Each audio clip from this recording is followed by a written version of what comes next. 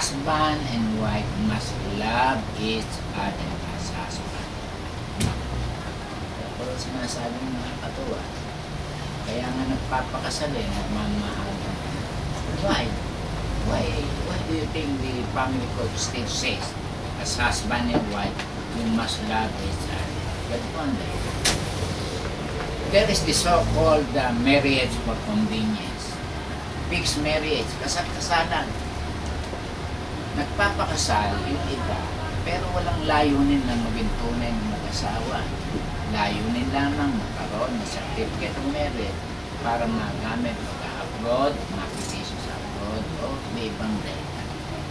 Kaya sinasabi ng family code na kung talagang tunay na nagpakasal, layunin tunay na maging mag-asawa, kailangan ipakita